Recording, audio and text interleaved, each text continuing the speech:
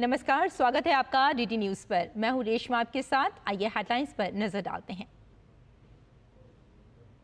केंद्रीय गृह मंत्री अमित शाह थोड़ी ही देर में लोकसभा में अप्रवास और विदेशियों विषयक विधेयक 2025 पर चर्चा का देंगे जवाब। उच्च सदन में वित्त विधेयक पर चर्चा जारी।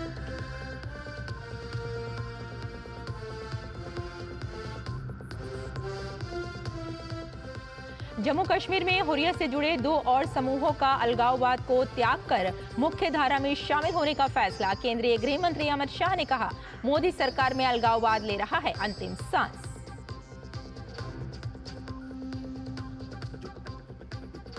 किसानों की उपज की खरीदों को लेकर सरकार के कई बड़े फैसले। कृषि मंत्री शिवराज सिंह चौहान ने कहा, पीएम मोदी के नेतृत्व में किसानों से उनकी उपज को एमएसपी पर खरीदा जा रहा है।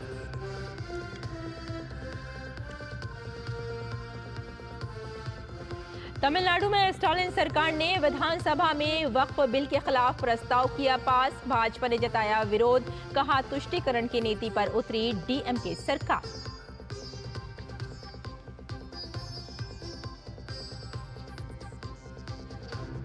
और यूक्रेन को लेकर पेरिस में यूरोपीय नेताओं की अहम बैठक। फ्रांस के राष्ट्रपति इमैनुअल मैक्रों ने कहा, यूरोप की प्रस्तावित सेना यूक्रेन में रूस के खिलाफ हो सकती है तैनात।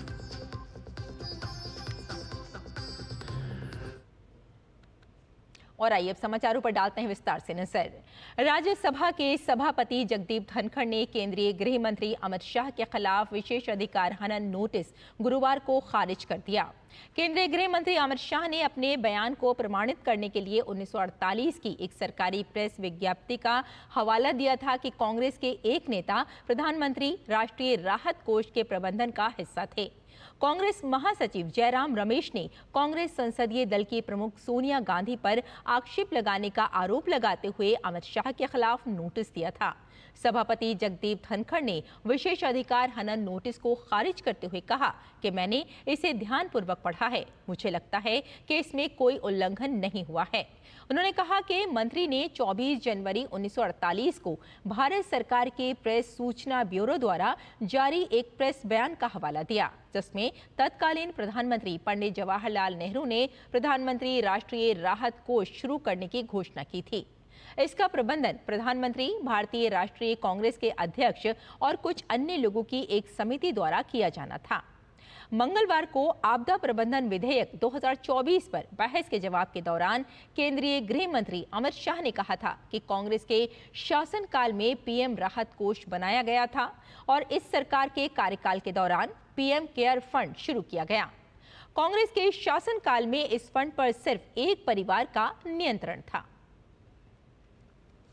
I have declined with a deep sense of anguish and pain that we rush to invoke breach of privilege.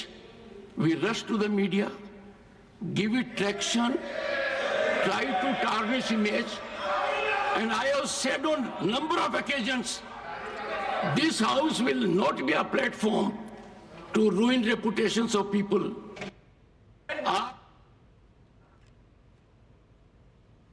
Jammu Kashmir में हुर्रियत की दुकान अब बंद होने की कगार पर पहुंच गई है।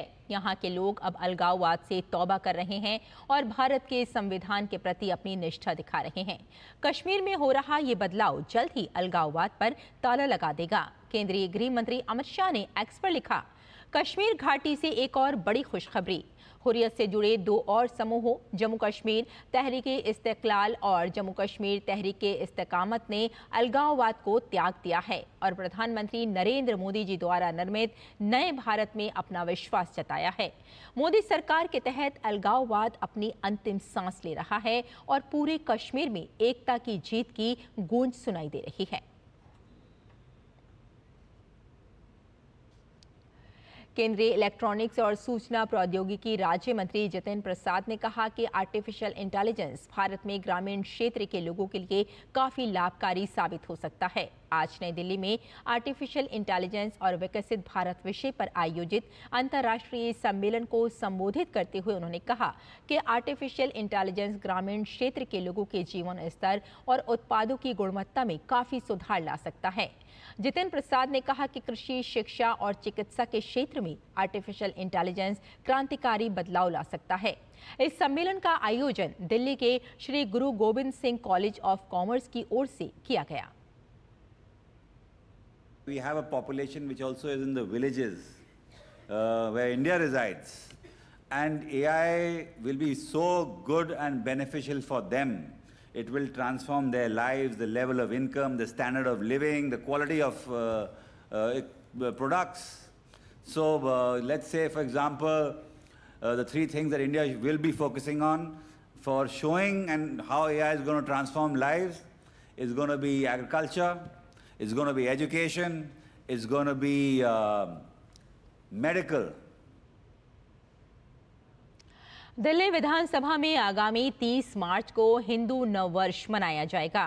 हमारे संवाददाता ग्रीश निशाना से खास बातचीत करते हुए दिल्ली के पर्यटन और संस्कृति मंत्री कपिल मिश्रा ने बताया कि सांस्कृतिक संध्या में सुप्रसिद्ध गायक कैलाश खेर संगीत में प्रस्तुति देंगे। इसके अलावा विपक्ष पर और क्या कहा कपिल मिश्रा ने, आइए देखते हैं। दिल्ली विधानसभा में हिंदू नववर्ष बनाने की तैयारी चल रही है। हमारे साथ मौजूद हैं दिल्ली के पर्यटन और संस्कृति मंत्री। किस तरह का होगा हिंदू नववर्ष? शानदार उत्सव होगा। दिल्ली की सरकार इन उत्सवों को मनाने जा रही है, जो कि चैत्र शुक्ल प्रतिपदा हिंदू नववर्ष से शुरू होंगे।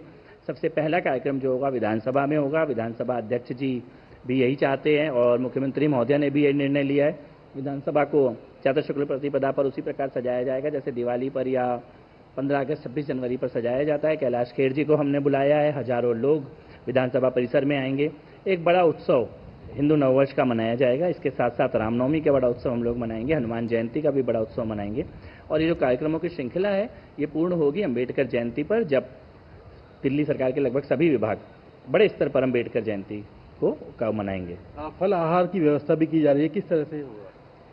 कुछ जो व्रत लोग रखते हैं, अभी चैत्र शुक्ल प्रतिपदा से शुरू होकर रामनवमी तक बहुत से आस्थावान लोग व्रत रखते हैं, उनके लिए फलाहार का कार्यक्रम आयोजित किया जाएगा। कुछ लोगों के पेट में डेफिनेटली इससे दर्द हो रहा है। उनको लगता था कि सरकार केवल एक खास प्रकार के उत्सव मना सकती है, तो उनको जरूर उनके पेट में दर्द हो रहा है, लेकिन सरकार, मुख्यमंत्री महोदया का निर्देश है, सरकार इन सभी उत्सवों को पूरी धूमधाम से मनाएगी। जब आप छठ पर बातें कर रहे थे तो विपक्ष ने कहीं ना कहीं हंगामा करने की कोशिश। हाँ, वो छठ से संबंधित सवाल था, मंत्री जी जवाब भी दे रहे थे, लेकिन विपक्ष बार बार दिल्ली से संबंधित मुद्दों पर चर्चा रोकने की कोशिश करता है। और इसी का हम लोगों का जो आक्रोश आपने देखा वो इसी विषय पर था कि आप हिंदू आस्था से जुड़े विषय हों या दिल्ली की जनता के मुद्दे हों, उन पर आपने पहले 10 साल खुद भी चर्चा नहीं की। अब जब सदन में चर्चा शुरू हुई है तो आप उसको रोकने की कोशिश करेंगे, ये तो स्वीकार नहीं किया जा सकता। तो ये थे कपिल मिश्रा जी जो बता रहे थे किस तरह से हिंदू नववर्ष मनाया जाएगा, और उसके साथ ही किस तरह से विपक्ष जो है कहीं ना कहीं जो बाधा डालने की पूरी कोशिश कर रहा है सदन के अंदर। कैमरामैन मोंटी सिंह के साथ गिरीश निशाना, डीडी न्यूज, दिल्ली। और सपा सांसद रामजी लाल सुमन के राणा सांगा को लेकर दिए गए विवादित बयान पर सियासत जारी है। इस मामले में सपा सांसद के खिलाफ वाराणसी के एमपी एमएलए कोर्ट में परिवाद दाखिल किया गया है।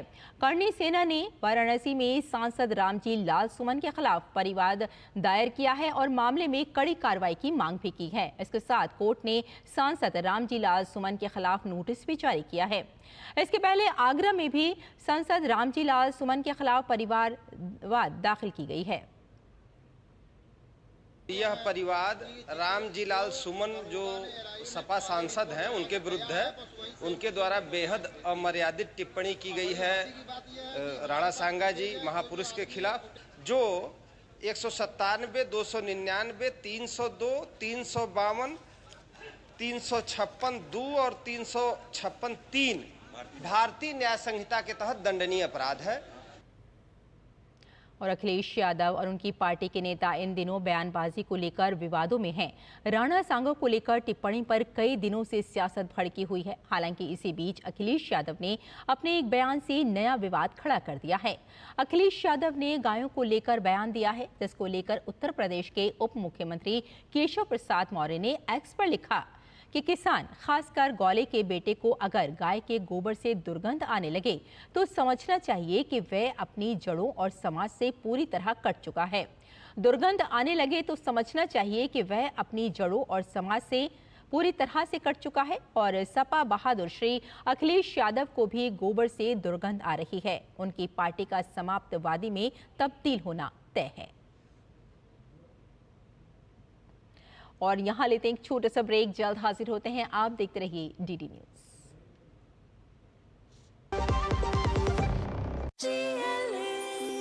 जो लक्ष्य चुना था समझ आने लगा है। GLA यूनिवर्सिटी, उच्च लक्ष्य की निश्चित प्राप्ति। मेरी पसंद, मेरी पसंद, मेरी पसंद, मेरी पसंद, हमारी पसंद, हम सबकी पसंद। मजबूत देश का मजबूत सरिया हो गया स्टील। ब्रेक के बाद एक बार फिर आपका स्वागत है। आइए आगे बढ़ते हैं। तमिलनाडु विधानसभा में बृहस्पतिवार को केंद्र सरकार द्वारा प्रस्तावित वक्फ संशोधन विधेयक के खिलाफ प्रस्ताव पेश किया गया, जो विपक्ष के भारी विरोध के बीच पास हो गया। मुख्यमंत्री एम.के. स्टालिन ने प्रस्ताव पेश करते हुए कहा कि केंद्र सरकार वक्फ विधेयक में संशोधन करने का प्रयास कर रही है, जिससे वक्फ बोर्ड की शक्तियों में बाधा आएगी। इस बीच भाजपा की विधायक वंथी श्रीनिवासन ने वक्फ संशोधन विधेयक 2024 के खिलाफ सीएम स्टालिन की ओर से पेश किए गए प्रस्ताव का विरोध किया और कहा कि केंद्र सरकार के पास संशोधन लाने का अधिकार है। It is an elected government here. The DMK is running a government. When the DMK is bringing any new law, I have put my question before the Honorable Chief Minister. In Tamil Nadu, any municipality or any panchayat or any corporation, whether they can bring any resolution of asking the state government to withdraw certain amendment or not to pass any act.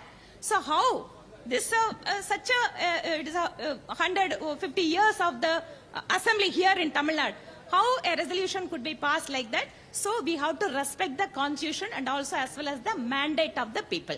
So because of which we have opposed the resolution and we have walked out of the assembly. Cash कांड के आरोपों में घिरे Delhi high court के justice Yashwant Verma के तबादले के विरोध में बार एसोसिएशन की हड़ताल आज तीसरे दिन भी जारी है। Bar association justice Yashwant Verma का तबादला रद्द किए जाने की मांग पर अड़ा हुआ है। बार एसोसिएशन ने मुख्य न्यायाधीश और कॉलेजियम से अनुरोध किया कि वे न्यायमूर्ति यशवंत वर्मा का तबादला वापस लें और न्यायिक कार्य के अलावा सभी प्रशासनिक कार्य वापस लें, जो पहले ही वापस ले लिए गए हैं। वहीं हाईकोर्ट पर एसोसिएशन के अध्यक्ष न्यायमूर्ति यशवंत वर्मा के मुद्दे पर चर्चा करने के लिए मुख्य न्यायाधीश संजीव खन्ना से मिलने सुप्रीम कोर्ट भवन में मुलाकात की। मुख्य न्यायाधीश संजीव खन्ना ने बार की चिंताओं पर कोर्ट गंभीरता से विचार करने का आश्वासन दिया। सीजेआई से भेंट के बाद Allahabad high court bar association के अध्यक्ष ने कहा कि बार अनिश्चितकालीन हड़ताल के अपने निर्णय पर दोबारा विचार करेगी। और देश में टीकाकरण की दर 100% तक सुनिश्चित हो, इसके लिए केंद्र सरकार की तरफ से कोल्ड चेन मैनेजमेंट को मजबूत किया जा रहा है। देश में टीकों को सुरक्षित रखने के लिए सौर ऊर्जा चालित फ्रिज को पहाड़ी और कम बिजली वाले क्षेत्रों में स्थापित किया जा रहा है। राष्ट्रीय स्वास्थ्य एवं परिवार कल्याण संस्थान राष्ट्रीय कोल्ड चेन एवं टीका प्रबंधन केंद्र शुरू किया गया है, जो देश के सभी जिलों में कोल्ड चेन तकनीशियनों को प्रशिक्षण दे रहा है, ताकि इनमें आने वाली तकनीकी खामियों को स्थानीय स्तर पर ही ठीक किया जा सके। कोल्ड चेन तकनीशियनों की किस तरह से दी जा रही है ट्रेनिंग, इस पर राष्ट्रीय स्वास्थ्य एवं परिवार कल्याण संस्थान के निदेशक डॉक्टर धीरज शाह से खास बातचीत की हमारे संवाददाता नितेंद्र सिंह ने।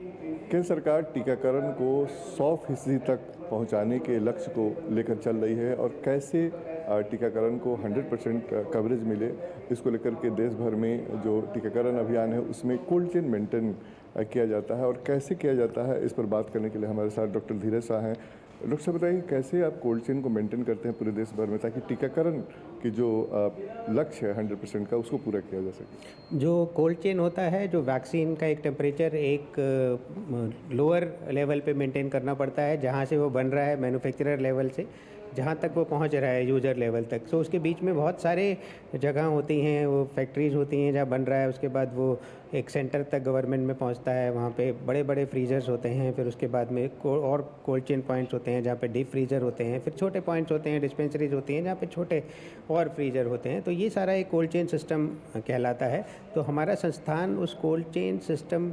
को जो उनको मेंटेन करते हैं और जो जिनकी जिम्मेदारी उनको मेंटेन करने की है, उनकी ट्रेनिंग में हेल्प करता है। सोलर पावर का कैसे उपयोग करते हैं? जो सोलर पावर है, बहुत सारे एरियाज़ हैं, नॉर्थ ईस्ट है जहाँ पर सोलर टेक्नोलॉजी के हमारे पास कोल्ड चेन इक्विपमेंट भारत सरकार के पास हैं या स्टेट गवर्नमेंट्स के पास हैं। तो वो सोलर इक्विपमेंट दो तरह से ज़रूरी है। जैसे कि हम जानते हैं कि सोलर टेक्नोलॉजी हमारी एक environmentally favourable, environmentally sustainable source of energy है। तो इस चीज़ पर्पज़ से भी, और दूसरा है कि कहीं पर जो इलेक्ट्रिसिटी जो है 24 आवर्स हो सकता है नहीं आती हो, वहाँ पे इंटरप्शंस हो जाते हों, तो ये इक्विपमेंट उनको इलेक्ट्रिसिटी डिसरप्शंस के बाद या जहाँ पे एनर्जी का सोर्स, क्योंकि ये वैक्सीन तो हर जगह पर देनी है, बिल्कुल पेरिफेरल एरिया में भी देनी है, पहाड़ों पर भी देनी है, ट्राइबल एरियाज़ में भी देनी है, तो सोलर इक्विपमेंट भी इंस्टॉल्ड हैं। टेक्नोलॉजी का कैसे उपयोग करते हैं, खासतौर पर ट्रैक करने में? मान लिया कोई कोल्ड चेन कहीं डिस्टर्ब हो रहा हो तो कैसे मंत्रालय को रिपोर्ट मिलता है? तो हम जितने भी कोल्ड चेन इक्विपमेंट हैं जो कि इंस्टॉल्ड हैं, उनकी एक इन्वेंट्री यहाँ पर मेंटेन रहती है, और उस इन्वेंट्री को रेगुलर जो इलेक्ट्रॉनिक फॉर्म में इंटरनेट के माध्यम से, सॉफ्टवेयर के माध्यम से जो भी कोल्ड चेन के पॉइंट हैं वो उसमें डेटा एंट्री करते हैं, और हम उसको मॉनिटर करते हैं कि कब कितना इक्विपमेंट कितनी देर तक ठीक रहा, कितनी देर तक ख़राब रहा। और हम सिर्फ मॉनिटर ही नहीं करते, हम उसकी ठीक कराने में हेल्प करते हैं। कैमरामैन पीयूष के साथ नितेंद्र सिंह, डीडी न्यूज़, दिल्ली। मुंबई में आज फिक्की EYM&E इंडस्ट्री रिपोर्ट जारी की गई। इस मौके पर कार्यक्रम को संबोधित करते हुए प्रसार भारती के CEO गौरव द्विवेदी ने कहा कि उद्योग में बड़ी मात्रा में विषय वस्तु का एकीकरण और व्यापक लोकतंत्रीकरण हो रहा है। उन्होंने कहा कि दूर दराज के क्षेत्रों से युवा प्रतिभाएं सामने आ रही हैं, क्योंकि वे प्रौद्योगिकी का उपयोग करने और व्यापक क्षेत्र तक पहुंचने में सक्षम हैं। प्रसार भारती के CEO ने इस बात पर भी जोर दिया कि मीडिया उद्योग में तकनीक की अहम भूमिका है, न केवल सृजन में बल्कि वितरण में भी। उन्होंने कहा कि इसमें कई चुनौतियां भी सामने आती हैं, जिनमें विषय वस्तु के नए प्रारूप शामिल हैं जो जनता को गुमराह करते हैं। उन्होंने दोहराया कि हमें इस बात पर ध्यान देने की जरूरत है कि हमें किस तरह के विषय वस्तु का उपभोग कर रहे हैं। प्रसार भारती के CEO ने कहा कि सूचना एवं प्रसारण मंत्रालय ने रचनात्मक प्रौद्योगिकी संस्थान की पहल की है, और इस संस्थान के माध्यम से प्रौद्योगिकी और विषय वस्तु का समन्वय संभव हो पाएगा। जहाँ तक मीडिया एंटरटेनमेंट सेक्टर का सवाल है, तो उसमें जितने भी बड़े कार्यक्रम पिछले कई सालों में इंडस्ट्री और इंडस्ट्री एसोसिएशंस द्वारा किए गए हैं, उनमें एक चीज़ जो उभर के सामने आती थी कि पर्टिकुलर सब्जेक्ट्स के बारे में चर्चा होती थी। अगर कंटेंट क्रिएशन की बात हो रही है तो केवल उसके बारे में बात हो रही है, अगर प्रौद्योगिकी टेक्नोलॉजी के बारे में बात हो रही है तो केवल उसके बारे में बात हो रही है। लेकिन आज का जो माहौल है, जो परिदृश्य है, उसमें ये कहना मुश्किल हो गया है कि टेक्नोलॉजी कहाँ ख़त्म होती है और कंटेंट क्रिएशन कहाँ शुरू होता है। उसी तरीके से डिस्ट्रीब्यूशन में, उसी तरीके से जो दूसरे एस्पेक्ट्स हैं उसमें टेक्नोलॉजी और कंटेंट के बीच की जो सीमा रेखा है वो लगभग अब ख़त्म होती जा रही है। मुंबई में अभी महाराष्ट्र सरकार के सहयोग से एक Indian institute of creative technologies की आधारशिला हो रही है, और अगले कुछ समय में एक ये ऐसा इंस्टीट्यूट उभर के सामने आएगा जिसमें टेक्नोलॉजी और कंटेंट दोनों का जो क्रॉसओवर है उसके बारे में हमारे बच्चों को पढ़ने को, जानने को, सीखने को मिलेगा। और हमें उम्मीद है कि ऐसा करने से हमारे यहाँ की जो मीडिया एंटरटेनमेंट सेक्टर है वो हर तरीके से उभर करके फ्रंट फुट पे आकर के खेलेगा, केवल बैक ऑफिस का काम नहीं करेगा। प्रसार भारती के CEO ने आगामी वेव्स के बारे में कहा कि प्रधानमंत्री इसका उद्घाटन करेंगे और वे CEO राउंड टेबल की अध्यक्षता भी करेंगे। उन्होंने कहा कि इसके बाद कई सत्र और सांस्कृतिक गतिविधियां होंगी। समिट हो रहा है यहाँ, जो हमारा मुख्य विषय है। 1 से 4 मई के बीच यहाँ मुंबई में जियो सेंटर में एक world audio video entertainment summit किया जा रहा है, और इसमें इन सभी एस्पेक्ट्स पे जो अलग अलग कॉन्फ्रेंसेस में, अलग अलग सेमिनार्स में जिनके ऊपर बात होती है, वो इस बार एक छत के अंदर आकर के content creators, broadcasters, technology providers, VFX, gaming, जो भी सारे इससे रिलेटेड फील्ड्स हैं, उनके सब लोग यहाँ पर रहेंगे और उन सबको आपस में बातचीत करके, विचार विमर्श करके एक ये मौका रहेगा कि इस सेक्टर को आने वाले दिनों में कहाँ जाना है, कहाँ ले जाना है, उसके लिए किस तरीके का हमको एक पॉलिसी एनवायरनमेंट तैयार करना है, इन सब विषयों पे चर्चा होगी। प्रसार भारती के CEO ने कहा कि वेव्स में दुनिया भर के मीडिया मनोरंजन उद्योग के CEO भाग लेंगे। उन्होंने कहा कि ये मीडिया कर्मियों के साथ साथ रचनाकारों और प्रौद्योगिकी से संबंधित दुनिया भर के लोगों के एक मंच के तहत मीडिया और मनोरंजन उद्योग का हिस्सा बनने का अवसर प्रदान करेगा। चूँकि ये ग्लोबल समिट है, इसलिए हमें उम्मीद है कि बड़ी संख्या में विदेशी रिप्रेजेंटेटिव्स भी इसमें आएंगे। कई सारे राष्ट्रों के सरकारों के साथ में जो विचार विमर्श हुए हैं, तो वो लोग भी अपने सीनियर रिप्रेजेंटेटिव्स इसके लिए भेज रहे हैं। प्राइवेट सेक्टर इंडस्ट्री से भी लोग यहाँ पर आएंगे। और दूसरे छोर पर देखा जाए तो हमारे क्रिएट इन इंडिया चैलेंजेस के माध्यम से जो हमारे बच्चे हैं जो रूरल एरियाज़ में हैं, सेमी अर्बन एरियाज़ में हैं, जिनके पास में अभी काफ़ी एक सीमित मौका हुआ करता था कि वो अपना टैलेंट ला करके लोगों के सामने रख पाएँ, अब उन्हें 30 से ज़्यादा क्रिएट इन इंडिया चैलेंजेस के माध्यम से अपना टैलेंट लोगों को दिखाने का एक मौका मिल रहा है। तो ग्रामीण और छोटे क्षेत्रों से जो लोग आ रहे हैं वहाँ से लेकर के और इंटरनेशनल पार्टिसिपेंट्स तक सब लोग एक छत के अंदर यहाँ पर उपलब्ध रहेंगे। और मैं उम्मीद करूँगा कि इससे हमारे यहाँ की मीडिया एंड एंटरटेनमेंट सेक्टर की जो आने वाले दिनों में जो राह है वो स्पष्ट हो जाएगी। और रमज़ान का महीना जैसे जैसे ख़त्म होने को आ रहा है, बाज़ारों में रौनक बढ़ती ही जा रही है।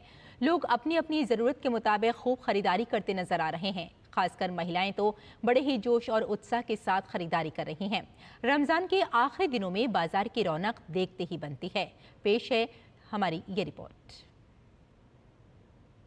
रमज़ान इस्लाम धर्म में एक बहुत ही महत्वपूर्ण महीना होता है। इस दौरान मुसलमान रोज़ा रखते हैं और अल्लाह की इबादत करते हैं। रमज़ान के महीने में शाम होते ही बाज़ारों में रौनक बढ़ जाती है और चारों तरफ खरीदार ही नजर आते हैं। अपनी अपनी ज़रूरत के मुताबिक लोग खूब खरीदारी करते हैं।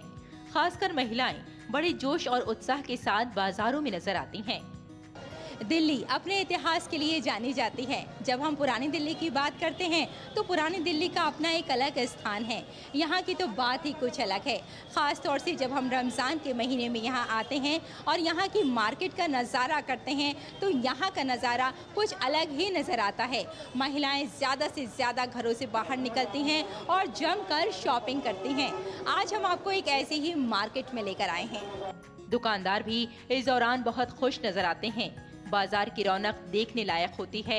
कहीं खजला फेनी, कहीं खजूर, तो कहीं कालीन, कपड़ों और आभूषण की दुकानें सजी हुई नजर आती हैं। जो इसमें ज़्यादा कमाई ना करते हुए बिल्कुल डिस्काउंट करके ही बेचते हैं ताकि गरीब अमीर सब अपने घरों में कारपेट वगैरह, कालीन वगैरह बिछाएं। नॉन मुस्लिम, मुसलमान सब आ रहे हैं, खरीदारी खूब हो रही है। खजूर लेने खूब आते हैं लोग, बाहर से परदेसी ज़्यादा आता है। इस्लाम धर्म के अनुसार रोज़ा बुराइयों से रोकता है और एक अच्छा आचरण अपनाने पर जोर देता है। इफ्तार की तो अभी हमने फ्रूट्स वगैरह खरीदे हैं। अब यहाँ पे ये पकौड़ियाँ वगैरह मिलती हैं, ये सब चीज़ें लेके, इसके बिना तो रोज़ा लगता ही नहीं है बिल्कुल। दस्तरखान पर जब ना हो तो ये सब चीज़ें लेकर जाएंगे हम। इस महीने में सारा दिन रोज़ा रखने के बाद लोग शाम के समय रोज़ा खोलते हैं यानी इफ्तार करते हैं और अपने रब का शुक्र अदा करते हैं। दिल्ली की जामा मस्जिद में इफ्तार का नज़ारा बेहद खूबसूरत होता है। सभी धर्मों के लोग यहाँ एक साथ बैठकर इफ्तार करते हैं। रमज़ानुल मुबारक के रोज़े फ़र्ज हैं और इसमें इंसान खाने पीने से भी रुकता है और दीगर ख्वाहिशात से रुकता है, लेकिन शरीयत में हुक्म यह है कि गुनाहों से भी रुके। आँखों का भी रोज़ा, हमारे पूरे जिस्म का रोज़ा, हमारी ज़बान का रोज़ा। रोज़े से हमें फ़िज़िकल जो हमें फ़ायदे हैं वो भी होते हैं और रूहानी फ़ायदे भी होते हैं। रोज़े से इंसान के अंदर एक विल पावर बढ़ जाती है। ये महीना इबादत, संयम और आत्मशक्ति का प्रतीक है। ये सिर्फ भूख और प्यासे रहने का नाम ही नहीं, बल्कि बुरे विचारों से बचने और ज़रूरतमंदों की मदद करने का सुनहरा अवसर है। रेशमा की रिपोर्ट, DD न्यूज़। और अमेरिका में चुनाव प्रणाली के आमूल-चूल परिवर्तन के लिए कार्यकारी आदेश जारी किया गया है। इस कवायद में अमेरिकी राष्ट्रपति डोनाल्ड ट्रंप ने भारतीय चुनाव प्रणाली की जमकर सराहना की। यही नहीं, ट्रंप ने भारत की तरह अपने यहाँ चुनावी प्रणाली बनाने के लिए एक आदेश भी जारी किया है। ट्रंप ने साफ शब्दों में कहा है कि चुनाव सुरक्षा प्रणाली में हम भारत जैसे देशों से पीछे हैं। अमेरिकी राष्ट्रपति की ओर से भारतीय चुनाव प्रणाली की सराहना के बाद सवाल उठता है कि दुनिया के आधुनिकतम तकनीक और प्रणाली को जानने अपनाने वाले विकसित देश भी हमारे चुनावी सुधारों के महत्व को पहचानते हैं, उन्हें मान्यता देते हैं, लेकिन हमारे देश में इंडी गठबंधन के कुछ दल और विपक्ष का एक वर्ग चुनाव में मुंह की खाने पर भी भारतीय चुनाव प्रणाली को कोसने और उस पर सवाल उठाने से बाज नहीं आते।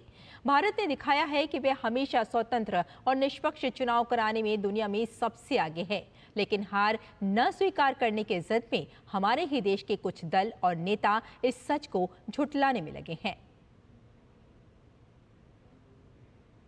तो हमारे इस बुलेटिन में फिलहाल इतना ही, लेकिन डीडी न्यूज़ पर खबरों का सिलसिला जारी रहेगा। अनुमति दें, नमस्कार।